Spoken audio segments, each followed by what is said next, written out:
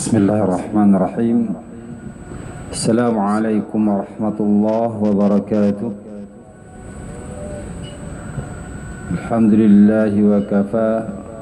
Wassalatu wassalamu ala rasulihil mustafa wa habibihil mujtaba wa ala alihi wa ashabihi al-ula. Asyhadu an la ilaha illallah wahdahu la syarika lah, al-malikul haqqul mubin. ونشهد أن محمدا عبده المصطفى ورسوله المجتبى الصادق الوعد الأمين. اللهم فصل وسلم على هذا النبي الكريم وعلى آله وصحابته ومن سار على نهجه وتمسك بسنته وبعد. قال الله تعالى في القرآن الكريم: أعوذ بالله من الشيطان الرجيم. بسم الله الرحمن الرحيم. والسارق والسارقة فاقطعوا أيديهما جزاء بما كسبا نكالا من الله والله عزيز حكيم. وقال تعالى في السورة الأخرى: بسم الله الرحمن الرحيم. إن تعذبهم فإنهم عبادك وإن تغفر لهم فإنك أنت العزيز الحكيم. Sadaqallahul azim. Hadirin sidang jemaah salat zuhur rahimakumullah. Allah Subhanahu wa taala dalam dua ayat yang kita bacakan tadi senantiasa selalu mengiringkan dua lafaz yang menjadi isim atau nama dari kemuliaan beliau, yaitu Aziz dan Hakim. Aziz dan Hakim dalam kajian kaidah bahasa Arab dinamakan dengan istilah sifat musyabbahah, yang berarti sifat yang selalu melekat pada diri seseorang, dan dalam ayat ini dikhususkan pada Allah Subhanahu wa taala. Namun jika ditinjau dari segi akar kata atau dalam bahasa Arab namanya masdar, kata aziz diambil dari kata izzah. Izzah secara bahasa izzah itu bisa dimaknai dengan kata al-quwwah, artinya kekuatan. Kadang-kala juga bisa dimaknai dengan asyiddah, artinya adalah kekerasan. Kadangkala juga berarti al-ghalabah, artinya kekuasaan. Namun dalam istilah al-izzah itu didefinisikan oleh Ibnu Qayyim al-Jauziyah sebagai sesuatu kekuatan yang bisa melakukan atau sesuatu wewenang yang dapat melakukan apa saja. Wewenang yang diberikan kepada seseorang untuk mengambil keputusan apa saja dinamakan dengan izzah. Lalu hikmah. Hikmah dalam bahasa Arab diambil dari tiga huruf ha, kaf, dan mim yang berarti secara bahasa al-man'. Artinya adalah benteng atau sesuatu yang dapat mencegah seseorang dari berbuat yang tidak benar. Hikmah menurut Imam Ibnu Qayyim al-Jauziyah adalah fi'lu ma yanbaghi, melakukan sesuatu yang pantas untuk dilakukan,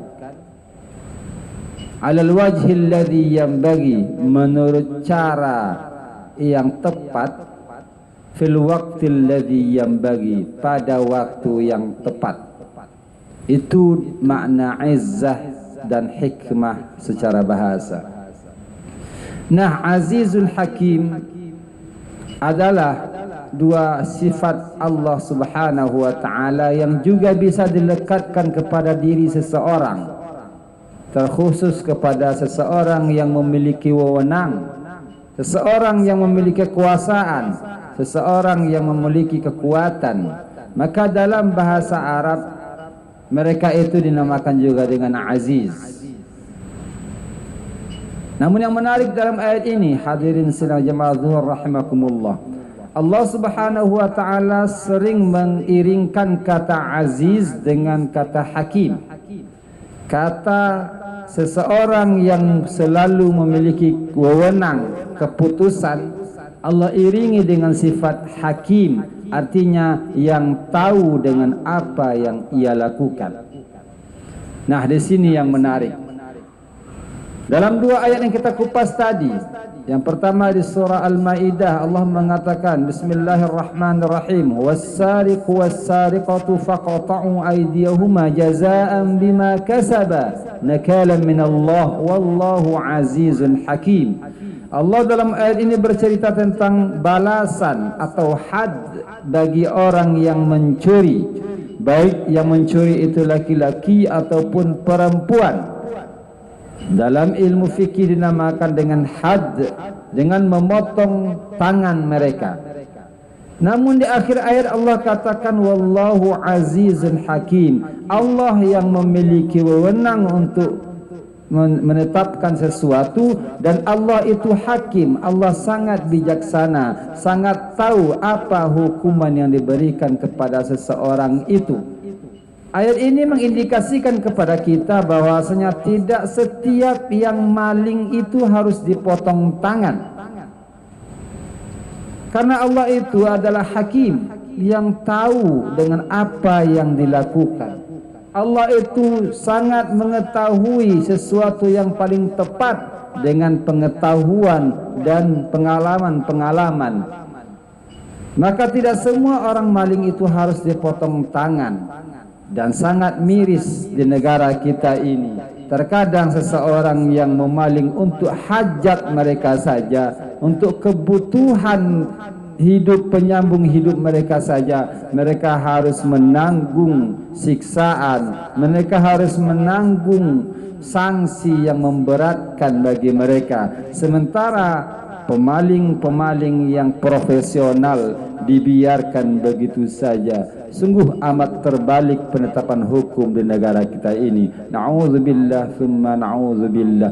Terhadap orang-orang yang membutuhkan mereka itu keras, tetapi terhadap orang-orang yang dekat dengan mereka hakim, sifat kebijaksanaan mereka tiba-tiba hilang begitu saja. Na'udzubillah thumma na'udzubillah. Lalu di ayat yang kedua di surah Al-Maidah juga Allah mengatakan, ketika Nabi Isa alaihi salam ditanyai oleh Allah Subhanahu wa taala, apakah anda mengatakan atau memerintahkan kaummu untuk menjadikan dirimu dan ibumu sebagai Tuhan?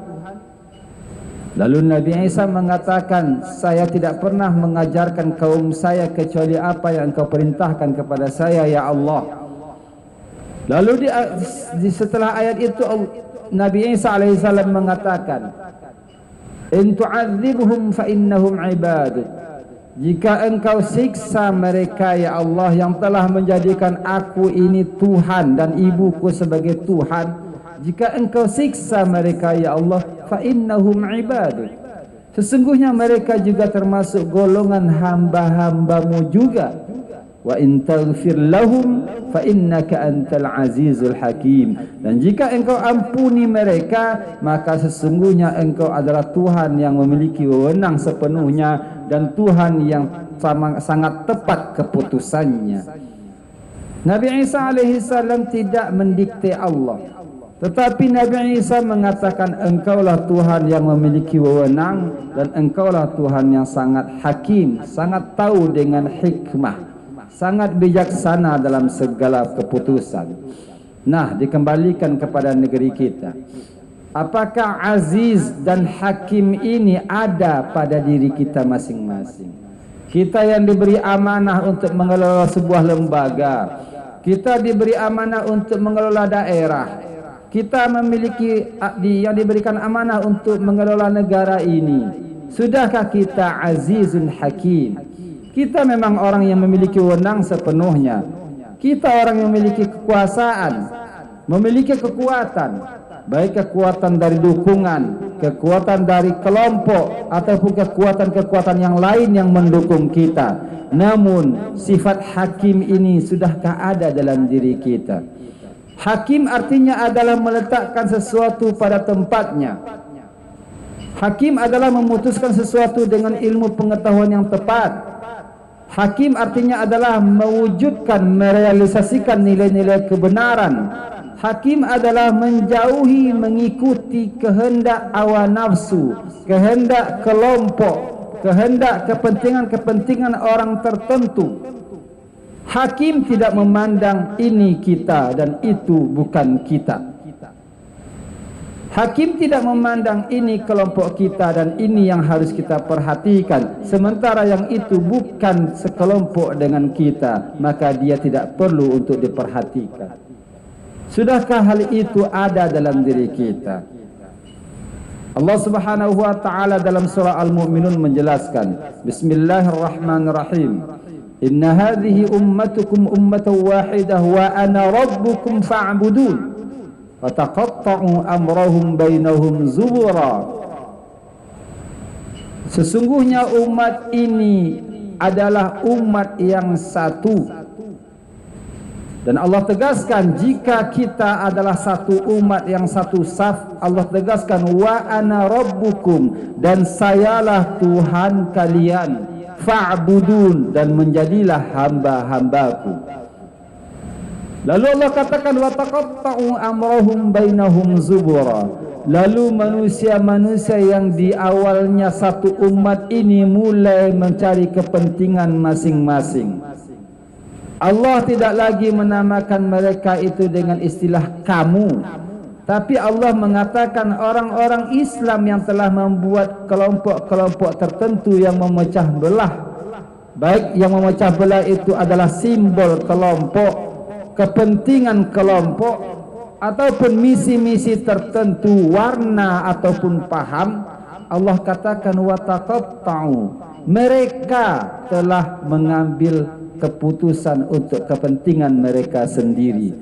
Di awalnya Allah memuji kita sebagai umat yang satu, namun di ayat lain Allah memalingkan kata kalian menjadi kata mereka. Sesungguhnya ini adalah umatmu, umat yang satu, maka saya adalah Tuhanmu, maka sembahlah aku. Itu kata Allah di ayat yang pertama. Lalu Allah katakan, wa taqatta'u, lalu mereka terpecah belah. Pengalihan kata dari kamu atau kalian kepada mereka itu adalah sebuah bentuk penghinaan dari Allah Subhanahu wa taala terhadap orang yang memecah belah. Allah tidak lagi menganggap mereka itu bagian dari kita. Allah telah menganggap mereka itu orang asing. Makanya Allah menggunakan kata ganti mereka dalam ayat ini, yang dalam ilmu balaghah dinamakan dengan iltifat. Pengalihan kata ganti dari kamu ke mereka menunjukkan bahwasanya Allah telah menghina atau merendahkan ataupun mencerca dan mengutuk orang-orang yang terpecah belah karena kepentingan masing-masing. Allah juga mengisyaratkan di sini mereka yang telah memecah belah persatuan umat Islam karena kepentingan kelompok atau simbol ataupun warna, maka mereka itu Allah katakan tidak lagi bertuhankan kepada Allah Subhanahu wa taala. Yang berhak bertuhankan Allah hanyalah umat yang satu yang tidak mau terpecah belah. Yang berhak bertuhankan Allah adalah orang-orang yang benar-benar satu saf, menegakkan kalimat Allah, tidak terpecah belah oleh warna, oleh kelompok ataupun kepentingan masing-masing. Mereka itu adalah orang-orang yang selalu menyembah Allah dan tidak memandang siapapun di dunia ini yang patut direndahkan jika dia muslim. Dan amat miris, di Sumatera Barat saat ini sudah tersebar paham-paham yang memecah belah ummatan wahidatan itu. Baik itu bersimbolkan kelompok, bersimbolkan partai, bersimbolkan organisasi, semuanya itu terkesan seperti memecah belah persatuan yang sudah kuat ini. Mereka mengenal istilah, saya adalah NU, saya adalah Muhammadiyah, saya adalah kelompok ini, salaf, tapi tidak ada yang dengan lantang mengatakan saya adalah muslim. Terkadang inisial muslim ini sudah dilemahkan oleh kepentingan-kepentingan kelompok. Dan sangat miris saat ini kita ranah Minang mengatakan adat basandi syarak, syarak basandi kitabullah. Tapi tahukah kita bahwasanya ada sebuah lembaga pendidikan di Sumatera Barat ini yang mengajarkan anaknya menghafal Al-Quran, namun tidak sedikit pun tersentuh oleh pemerintah untuk memperhatikannya. Yang setiap malam anaknya dididik untuk menghafal Al-Quran 24 jam, namun tidak sedikit pun sentuhan-sentuhan dari hal-hal atau kelompok-kelompok yang punya kewenangan untuk memperhatikannya. Padahal yang diajarkan adalah menghafal kalamullah. Kita masih mengatakan kita orang Minang, adat basandi syarak, syarak basandi kitabullah. Namun ada sebuah madrasah di Payakumbuh, namanya Madrasah Hubbul Quran, yang saya sendiri telah melihat anaknya diajarkan menghafal Al-Quran siang dan malam. Sampai saat ini tidak satu pun dari organisasi-organisasi ataupun pemerintah yang memperhatikan hal itu. Na'udzubillah summa na'udzubillah. Masih bangga juga kita dengan ABS SBK kita, adat basandi syarak, syarak basandi kitabullah. Tahukah kita bahwasanya di sudut negeri sana di Pagaruyung Tanah Datar ada sebuah musalla yang tiangnya aja yang ada. Jemaah-jemaah yang salat di situ selalu kalau hujan turun kebasahan, mereka salat dalam keadaan basah kuyup. Tidak sedikit pun sentuhan-sentuhan dari organisasi yang mengaku saya Islam, yang mengaku kami yang paling muslim, tapi tidak memperhatikan hal-hal yang urgen seperti itu. Masihkah kita mengatakan ABS SBK ranah Minang tercinta ini? Yang ada saat ini, maaf jika saya salah mengatakan, adat bersandi syarak, syarak bersandi kitabullah, kitabullah bersandi simbol-simbol kelompok. Yang akan dibantu adalah orang-orang yang senada dengan kita. Yang akan dibantu adalah ini adalah kita, ini pesantren kita, ini adalah kelompok kita, ini masjid kita. Baru ada bantuan-bantuan ataupun cucuran-cucuran dari hal-hal yang bersifat muhsin. Tapi jika tidak, sekalipun mereka siang malam menghafal Al-Quran, tidak terbesit di hati kita untuk memperhatikan dan membantunya. Wal'iyadzubillah. Bangga juga kita mengatakan kita orang Minang yang bersendikan syarak-syarak bersandi kitabullah, sementara kitab Allah yang diajarkan di sudut negeri itu tidak satu pun di antara kita yang memperhatikannya. Na'udzubillah summa na'udzubillah. Nah, orang-orang yang memiliki wewenang, orang-orang yang memiliki kekuasaan, keputusan yang tepat hendaknya memperhatikan hal itu jika mereka benar-benar azizun hakim. Jika mereka benar-benar mengambil keputusan sesuai dengan hal-hal yang diajarkan oleh Allah Subhanahu wa taala, yang tidak mengikuti keinginan-keinginan kelompok, tidak mengikuti keinginan-keinginan pribadi, tapi dengan ikhlas mengatakan saya akan meninggikan kalimat Allah di bumi ranah Minang ini, maka sama-sama kita perhatikan sebelum orang ini menjadi orang Minang ini kebanyakan akan jauh dari kitab Allah. Mari kita perhatikan pendidikan-pendidikan Al-Quran seperti itu. Semoga apa yang kita sampaikan dapat menyentuh, dan semoga kita bisa menjadi orang-orang yang punya keputusan yang tepat, yang selalu memilih langkah-langkah yang benar dan diridhai oleh Allah Subhanahu wa taala. Mari kita menjadi umat yang satu dan jangan simbol-simbol kepengurusan, simbol-simbol organisasi, simbol-simbol kepentingan menjadikan kita umat-umat yang terpecah belah sehingga Allah pun akan memalingkan mukanya dari kita. Semoga ranah Minang ke depan benar-benar menjadi ummatan wahidah, dan semoga Allah selalu menjadi Tuhan kita, dan semoga Allah selalu menjadikan kita hamba-hambanya yang tercinta. Fa'tabiru ya ul absar la'allakum turhamun.